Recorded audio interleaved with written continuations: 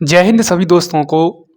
Online concept classes by Rahul Singh channel में आपका स्वागत है। दोस्तों आज हम बात करने वाले हैं कि किस सब्जेक्ट से कौन सा हम जॉब कर सकते हैं, किस सब्जेक्ट से हम कौन सा फॉर्म अप्लाई कर सकते हैं। दोस्तों ये 10th के बाद डिसाइड आप ही करेंगे। ध्यान से देखते आइए दोस्तों, ठीक है। तो दोस्तों सबसे पहले हम बात करेंगे पीसीएम वालों के लिए, यानी physics plus chemistry plus math. दोस्तों यदि आपके मन में है कि हमें 10th के बाद हमें पीसीएम का ही चुनाव करना है, तो पीसीएम का चुनाव करने से पहले आपको 2 पॉइंट याद रखने हैं। यदि मैथ में आपकी ज़्यादा ही पकड़ है, मतलब अपर लेवल की पकड़ है, तो आप पीसीएम का चुनाव कर सकते हैं। और 11th और 12th यदि आपने ढंग से कर ली, मतलब आपने 60% आपने एफर्ट लगा दिए, अपने जोर लगा दिए, तो आप दोस्तों 12th के बाद एक अच्छी खासी डिफेंस की नौकरी जॉब कर सकते हैं। डिफेंस में आप जैसे नेवी हुआ, एयरफोर्स हुआ, आईसीजी हुआ, एफकेट, इनमें आप फॉर्म अप्लाई कर सकते हैं। आप पीसीएम के बाद, पीसीएम में मैं कह रहा हूँ आप जोर लगा दो फिजिक्स केमिस्ट्री मैथ में, फिर आपके लिए डिफेंस की नौकरी तैयार है। ओनली 10th के बाद 11th और 12th की पीसीएम पर जोर लगा दो, फिजिक्स पर लगा दो और मैथ पर लगा दो, केमिस्ट्री को छोड़ दो और 12th की फिजिक्स और मैथ पर जोर लगा दो और थोड़ी बहुत इंग्लिश कर लो, आप डिफेंस में आराम से लग जाएंगे। मैं कह रहा हूँ एयरफोर्स आपको हंसते हंसते नौकरी मिल जाएगी एयरफोर्स की, ठीक है। दोस्तों फिजिक्स केमिस्ट्री मैथ से आपको फ़ायदा है। देखो सबसे पहले आप दोस्तों एयरफोर्स फॉर्म अप्लाई कर सकते हैं, आईसीजी में कर सकते हैं, इंडियन कोस्ट गार्ड में कर सकते हैं। उसके बाद दोस्तों आप नेवी में कर सकते हैं, नेवी एसएसआर और एमआर दोनों में आप कर सकते हैं। उसके बाद दोस्तों आपकी आती है एफकेट, क्या आती है एफकेट। उसके बाद आपका आता है सीडीएस, उसके बाद आता है आपका एनडीए यानी चीफ डिफेंस स्टाफ और नेशनल डिफेंस एकेडमी। अब दोस्तों एफकेट और सीडीएस और एनडीए में आपका जाने का मन है कि हमें एनडीए की जॉब करनी है, सीडीएस की जॉब करनी है, हमें एफकेट में ही जाना है, तो दोस्तों ये आपके लिए बहुत अच्छी अपॉर्चुनिटी है। इसमें जाने से पहले आपको दोस्तों 10वीं और 12वीं आपको 12th पास होनी चाहिए। 10वीं मैथ से होनी चाहिए और 12वीं भी मैथ साइंस से होनी चाहिए। उसका दोस्तों सर्टिफिकेट इसमें लगता है। और उसके बाद दोस्तों आपको ग्रेजुएशन पास होना चाहिए। यदि आप एनडीए में जाना चाहते हैं तो दोस्तों ग्रेजुएशन नॉट अलाउ, उसमें कोई ग्रेजुएशन अलाउ नहीं है। वैसे ही आप 12वीं पास फॉर्म अप्लाई कर सकते हैं। बट दोस्तों इंग्लिश में आपके 50% मार्क्स होने चाहिए, प्रत्येक सब्जेक्ट में आपके 50% मार्क्स होने चाहिए। उसके बाद दोस्तों आपका मन है हमें सीडीएस में जाना है और एफकेट में जाना है, तो सीडीएस के लिए दोस्तों आपको ग्रेजुएशन पास होनी चाहिए या बीए कर सकते हैं आप। उसके बाद दोस्तों आप फॉर्म अप्लाई कर सकते हैं। वही प्रोसेस है दोस्तों, 50% इंग्लिश में आपके मार्क्स होने चाहिए और 50% आपकी मिनिमम परसेंटेज होनी चाहिए 12th में और 10th में। ये दोस्तों क्या होता है, प्रोसेस होता है। यदि दोस्तों आपका मन है हमें जाना है एयरफोर्स में जाना है, हमें नेवी में जाना है, हमें आईसीजी में जाना है, तो बिल्कुल जा सकते हैं, कौन सी घबराने की ज़रूरत है। आप 10वीं पास होने चाहिए, आर्ट्स बैकग्राउंड से भी जा सकते हैं आप, और आप साइंस वाले बैकग्राउंड से भी जा सकते हैं। साइंस वालों के लिए ज़्यादा अपॉर्चुनिटी मिलती है और मतलब बेसिक पे लेवल भी ज़्यादा ही मिलता है मेरे हिसाब से साइंस वालों के लिए दोस्तों, ठीक है।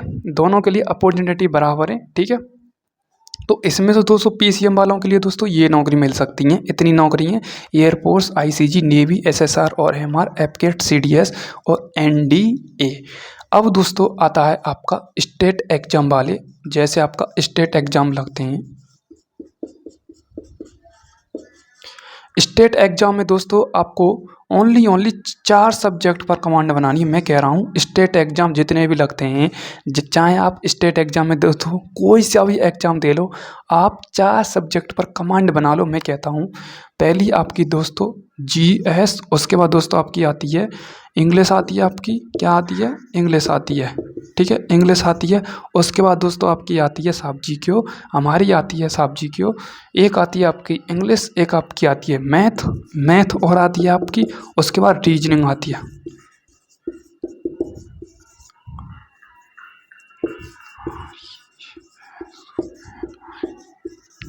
ये दोस्तों आपकी 4 सब्जेक्ट हैं, 4 मेजर सब्जेक्ट हैं। यदि दोस्तों इन पर आपकी कमांड है, 4 सब्जेक्ट पर आपकी कमांड है, जीएस, इंग्लिश, मैथ और रीजनिंग। अच्छी कमांड है आपकी। तो दोस्तों आप एसएससी का कोई सा भी एग्ज़ाम दे सकते हैं। आप चाहे सीजीएल का देख सकते हैं, चाहे आप सीएचएसएल का देख सकते हैं, चाहे आप सीपीओ का दे सकते हैं, चाहे आप दोस्तों सीपीओ एमटीएस का भी दे सकते हैं, सिलेक्शन पोस्ट का भी देख सकते हैं। बट दोस्तों ये तो आपकी तैयार हैं, बट दोस्तों सीजीएल के लिए आपको क्या चाहिए, सीजीएल सीपीओ की दोस्तों ग्रेजुएशन पास होना चाहिए, तभी आप इसमें फॉर्म अप्लाई कर सकते हैं। एसएससी के अदर एग्जाम में बिना ग्रेजुएशन के आप जा सकते हैं। ठीक है, ओके। अब दोस्तों आपको बताता हूँ, आपका आता है इंग्लिश और मैथ और रीजनिंग, जिसकी मतलब हाथों पर पकड़ है, तो वो दोस्तों सीजीएल क्रैक कर सकता है, सीएचएसएल क्रैक कर सकता है, और दोस्तों वो सीपीओ क्रैक कर सकता है। और उसके बाद दोस्तों आप वो सिलेक्शन पोस्ट, एसएससी में एक क्या आती है सिलेक्शन पोस्ट की, ये क्या आती है जॉब आती है। उसके बाद दोस्तों आप एमटीएस भी कर सकते हैं, एमटीएस। अब दोस्तों सीजीएल और आपकी सीपीओ में दोस्तों ग्रेजुएशन पास होने चाहिए आप। उसके बाद दोस्तों सीएचएसएल और एसएससी सिलेक्शन पोस्ट या एमटीएस ले लो दोस्तों, इसमें आप नॉट अलाउ है ग्रेजुएशन, इसमें कोई ग्रेजुएशन अलाउ नहीं है, ग्रेजुएशन पास अलाउ नहीं है। ठीक है दोस्तों, यदि आपका ही ड्रीम है दोस्तों कि हमें सीजीएल में ही जाना है और हमें सीएचएसएल में जाना है, मेरा मतलब सीपीओ की नौकरी की तैयारी करनी है, तो दोस्तों आपकी 4 सब्जेक्ट पर कमांड तो होगी, इंग्लिश, मैथ, रीजनिंग और जनरल साइंस यानी जीएस। उसके बाद दोस्तों आपको एक और काम करना है, वो दोस्तों आपको बीए तैयार करनी है, यानी बीए की डिग्री आपके पास होनी चाहिए, ग्रेजुएशन पास होने चाहिए, तभी आप जा सकते हैं सीजीएल में और आपका सीपीओ में। दोस्तों सीजीएल होता है आपका कंबाइंड ग्रेजुएट लेवल का एग्जाम होता है, इसमें आप जा सकते हैं, ग्रेजुएशन पास स्टूडेंट इसमें फॉर्म अप्लाई कर सकता है आराम से। ठीक है, उसके बाद दोस्तों आपका आता है दिल्ली पुलिस, सीआरपीएफ। उसके बाद दोस्तों आरपीएफ। उसके बाद दोस्तों आप क्या इनमें भी फॉर्म अप्लाई कर सकते हैं। इन 4 सब्जेक्ट पर आती है आपकी कमांड है। दिल्ली पुलिस के लिए दोस्तों एक सब्जेक्ट बढ़ जाती है, वो दोस्तों कंप्यूटर। यदि दोस्तों आप दिल्ली पुलिस में जाते हैं, दिल्ली पुलिस में जाना चाहते हैं, तो नॉर्मल दोस्तों आपकी 4 सब्जेक्ट तो होती हैं। 4 सब्जेक्ट दोस्तों इंग्लिश होती है आपकी, एक जीएस होती है, एक आपकी क्या होती है कंप्यूटर होती है, और एक आपकी दोस्तों मैथ होती है। कंप्यूटर के दोस्तों 10 क्वेश्चन आते हैं। यदि आपकी बेसिक नॉलेज है कंप्यूटर में, तो दोस्तों आप दिल्ली पुलिस में जा सकते हैं, हेड कांस्टेबल में जा सकते हैं आप। ठीक है, AWTPO ड्राइवर इसमें फॉर्म अप्लाई कर सकते हैं, इसमें दोस्तों ग्रेजुएशन अलाउड नहीं है। ठीक है, इसमें आप दोस्तों फॉर्म अप्लाई कर सकते हैं। अब दोस्तों जिस बंदे की 4 सब्जेक्ट पर कमांड है, वो दोस्तों इतने एग्जामों को कवर कर सकता है, इतने एग्जामों को कवर कर सकता है, मतलब कई नौकरी आ जाती हैं इन 4 सब्जेक्टों से। और दोस्तों यदि आप PCM ले रखी है आपने, तो दोस्तों आप इतने ही एग्जामों को कवर कर सकते हैं एयरफोर्स डिफेंस में, जैसे air force, ICG, navy, SSR, MR, NDA, CDS और एपकेट। इन दोस्तों नौकरियों को आप क्या कर सकते हैं, अपॉर्चुनिटी आपके पास मिल सकती है। ठीक है दोस्तों, ठीक है, ओके। तो यही मुझे बताना था दोस्तों कि आप यदि मैथ साइंस से हैं, तो दोस्तों आप क्या ये जॉइन कर सकते हैं। यदि आप बिना मैथ साइंस वाले हैं तो ये कर सकते हैं, मतलब मैथ साइंस वाले ये भी कर सकते हैं और आर्ट्स वाले ये भी कर सकते हैं, दोनों बराबर है वैसे। ठीक है दोस्तों, ये है आपके लिए अपॉर्चुनिटी। ठीक है, ओके दोस्तों।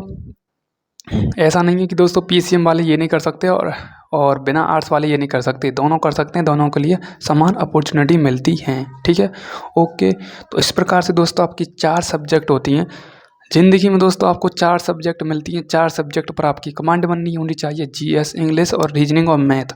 आप दोस्तों ज़िंदगी में ये 4 सब्जेक्ट मिलती हैं। आप 4 सब्जेक्टों पर मैं कह रहा हूँ कूड़ा कर दो अपने आप को 6 महीने, फिर देखो दोस्तों आपको क्या रिजल्ट मिलता है, वो आप ही जाने दोस्तों आप सिलेक्शन की ओर से मत पढ़ो, आप अपनी मेहनत दो कि हमें पढ़ना है, हमें आगे बढ़ना है। आप ये टारगेट मत करो कि हमें वो जॉब चाहिए, इतनी ऊंची जॉब चाहिए। पहले आप अपने आप पर काम करो, वो तो अपने आप ही मिल जाएगी दोस्तों। यदि आप दोस्तों पहले आपने हाँ मुझे IAS बनना है, मुझे IPS बनना है, मुझे IFS बनना है, और मेहनत कुछ नहीं कर रहे हैं, तो दोस्तों वही कुछ नहीं मिलेगा आपको, ऐसे लटकते रह जाएंगे। डाली डाली पर अनार जो खाता है उसको ना तो अनार मिलता है, ना ही अनार का पेड़ मिलता है। ठीक है, ऐसे लटकते रह जाएंगे।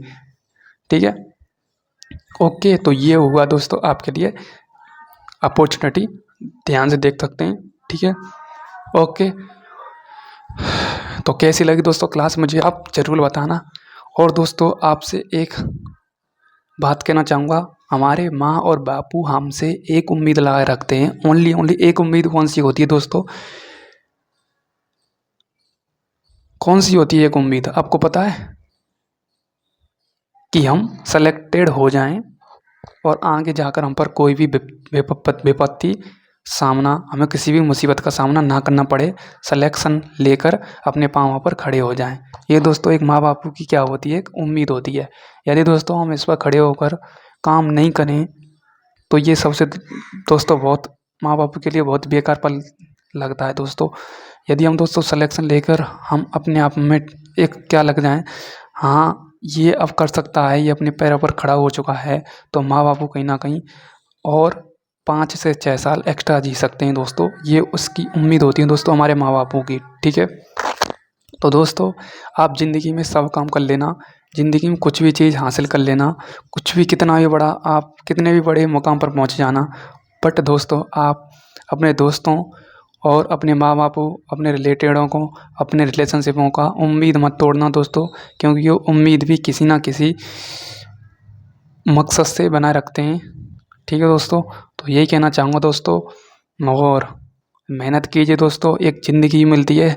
यदि अब ज़िंदगी में दोस्तों हम ये भी अचीव नहीं कर पाए, नौकरी भी एक हम अचीव नहीं कर पाए दोस्तों, फिर तो हम पर लालच लग जाता है दोस्तों। दुनिया कह देती है इतने साल पढ़ा है, इतने साल पढ़ा है, तब भी दोस्तों नौकरी नहीं लगी है दोस्तों। पड़ोसी वाले ही दोस्तों, खुद घर वाले ही कह देंगे दोस्तों, जब से तैयारी कर रहा है अब तक दोस्तों एक नौकरी नहीं मिली है। तो दोस्तों एक सही दिशा के साथ आप तैयारी कीजिए, आपको 100% दोस्तों सिलेक्शन ज़रूर मिलेगा। दोस्तों हम ही जानते हैं एक स्टूडेंट की लाइफ में बहुत स्ट्रगल होते हैं दोस्तों, मुझे भी पता है स्ट्रगल कितने, मतलब एक इंसान को सही तरह से जीने नहीं देते हैं स्ट्रगल। और स्ट्रगलों से जो इंसान हार गया वो ज़िंदगी में दोस्तों कुछ नहीं कर पाएगा, और स्ट्रगलों को हरा कर आगे निकल गया वो ज़िंदगी में कुछ ना कुछ मुकाम हासिल कर जाता है। स्ट्रगलों को मारो गोली, अपने टारगेट की ओर आगे बढ़ो, हमें ये टारगेट चाहिए, हमें अचीव करना है, चाहे इसमें आपको 5 महीने लगें, चाहे आपको इसमें 1 साल लगे, बट दोस्तों आपको टारगेट अचीव करना है। ये अपने आप से दोस्तों एक मुकाम हासिल करने के लिए एक शर्त लगाइए अपने आप से, हम दृढ़ निश्चय होकर हम इस मुकाम को हासिल करेंगे, ठीक है। ओके।